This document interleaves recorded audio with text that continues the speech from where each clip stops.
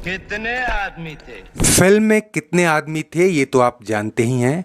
आज 50 साल बाद भी ये फिल्म देखने के लिए यहाँ कितने आदमी हैं शायद आप गिन नहीं पाएंगे।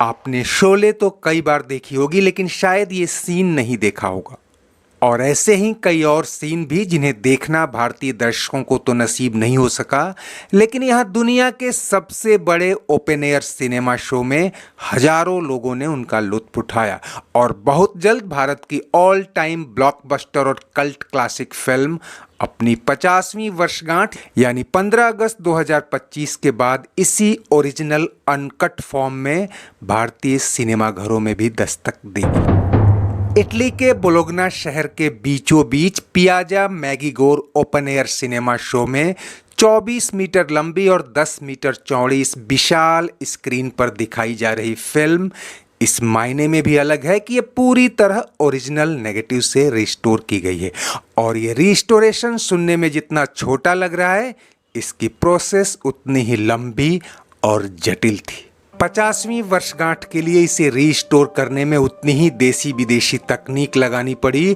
और लगभग उतना ही समय लगा जितना फिल्म बनाने में लगा था। कैसे, इसे डिटेल में समझेंगे, लेकिन दोस्तों शायद ये शोले के इतिहास में सबसे बड़ी दर्शक दीर्घा थी जहां इतने लोगों ने एक साथ इस कल्ट फिल्म का लुत्फ उठाया। और जब ये फिल्म पहली बार 15 अगस्त 1975 की पूर्व संध्या पर मुंबई में 1500 सीटर मिनर्वा थिएटर में दिखाई गई, तब किसी ने सोचा भी नहीं था कि ये फिल्म भारत ही नहीं दुनिया की सबसे ज्यादा देखी जाने वाली फिल्मों में शुमार हो जाएगी।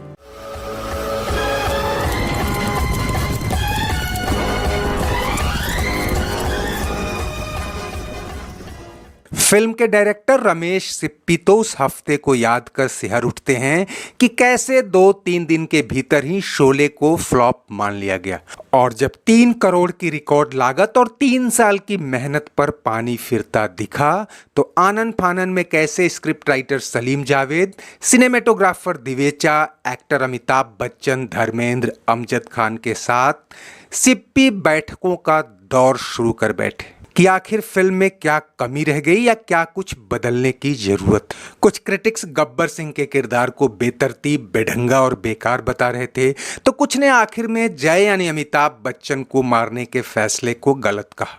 कुछ फिल्म की लंबाई तो कुछ कहानी पर उंगली उठा रहे थे। मीडिया के वीकेंड रिव्यू तो इसे पैसे की बर्बादी, कार्टूनिश और बंडल न जाने क्या क्या कह रहे थे, और इसी दौरान सिप्पी की टीम ने यह फैसला कर लिया कि जय का किरदार वाकई मारना नहीं चाहिए था, इसे जिंदा किया जाए। और इसके लिए अमिताभ बच्चन को दूसरे क्रू मेंबर्स के साथ फिल्म की लोकेशन पर ले जाकर कुछ शॉर्ट फिल्माने की तैयारी भी कर ली गई। हालांकि स्क्रिप्ट राइटर सलीम जावेद इससे इत्तेफाक नहीं रखते थे और उन्होंने कहा कि हमें कुछ दिन और इंतजार करना चाहिए।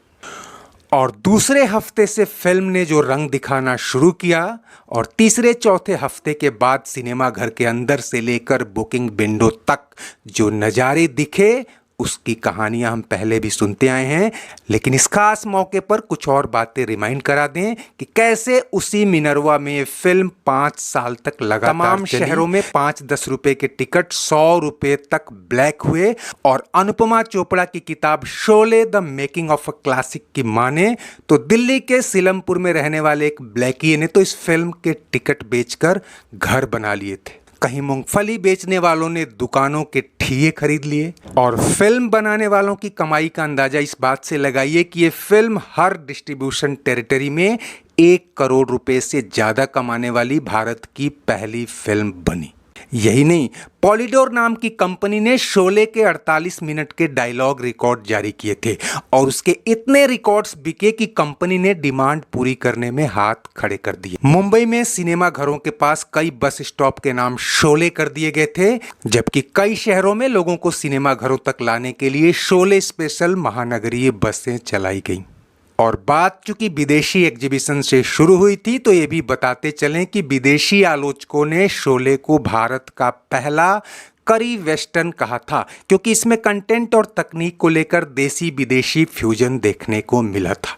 इसमें कोई शक नहीं कि शोले के तमाम सीन और कुछ किरदार दुनिया भर की तमाम फिल्मों से प्रेरित थे, लेकिन कहानी और संवाद को जिस देसी अंदाज में समायोजित किया गया था वो इतना रोचक और दमदार था कि आज भी ये फिल्म दर्शकों के दिलों पर राज करती आई है।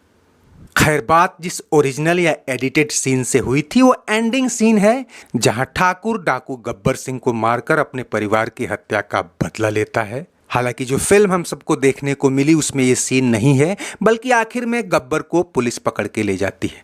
ऐसा इसलिए था कि तब देश में इमरजेंसी लगी थी और सेंसर बोर्ड ने ये कहकर गब्बर को मारने वाले सीन पर आपत्ति जताई थी कि एक रिटायर्ड पुलिस ऑफिसर के इस तरह कानून अपने हाथ में लेने से गलत मैसेज जाएगा। खैर, ये ओरिजिनल सीन तो आप भी यहाँ वहाँ देख ही चुके होंगे, लेकिन अब इसे कुछ और सीन के साथ रिस्टोर करते हुए नए रूप में फिल्म लाई गई है। तो ये भी बताते चलें कि ये रिस्टोरेशन की प्रक्रिया क्या थी, इसमें इतना वक्त और अच्छा खासा पैसा क्यों लगा। करीब 3 साल पहले साल 2022 में शहजाद सिप्पी ने फिल्म हेरिटेज फाउंडेशन के साथ मिलकर ओरिजिनल शोले के रिस्टोरेशन की पहल की थी। मुंबई के एक वेयरहाउस से कैमरा नेगेटिव वगैरह ढूंढे गए, जबकि ब्रिटिश फिल्म इंस्टीट्यूट जैसे कुछ संस्थानों से भी इसके ओरिजिनल एलिमेंट्स हासिल किए गए। शोले के ओरिजिनल नेगेटिव्स में खरोंच, धूल, रंग का फीका पड़ना और कुछ हिस्से नष्ट होने जैसी समस्याएं थीं। इन्हें लंदन स्थित लैब्स और कई देशों के फिल्म एक्सपर्ट्स की मदद से 4K 8K स्कैनर्स के जरिए डिजिटल फॉर्मेट में बदला गया। एक एक फ्रेम को स्कैन करके हाई रेजोल्यूशन डिजिटल कॉपी बनाई गई और कलर फेडिंग वगैरह दूर की गई। साउंड ट्रैक में आई खामियों को भी दूर किया गया और नई तकनीक से इसे अपग्रेड भी किया गया। हालांकि कोशिश यही रही कि इसकी ओरिजिनलिटी कायम है। आपको ये भी बताते चलें कि शुरू में रफ कट को शामिल करते हुए करीब 55 घंटे यानी 3 लाख फुट लंबी रील शूट हुई थी। इसे बाद में धीरे धीरे कई दौर की एडिटिंग के बाद घटाकर 3 घंटे 20 मिनट की फिल्म में तब्दील किया गया। खैर, आज 50 साल बाद शोले के इस गौरवपूर्ण क्षण को देखने के लिए इसके कई कलाकार नहीं हैं, लेकिन लीड हीरो धर्मेंद्र, हेमा मालिनी और अमिताभ बच्चन ने इस मौके पर कई मैसेजेस के जरिए अपनी खुशियां जताई हैं।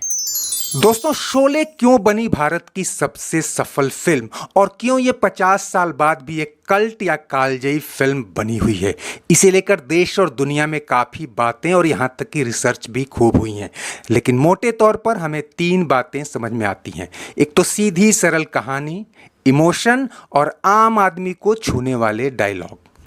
इसके अलावा पूरे भारत की नुमाइंदगी करने वाले किरदार, हमारे रहन सहन और हमारी सोच भी इस फिल्म से उजागर होती है।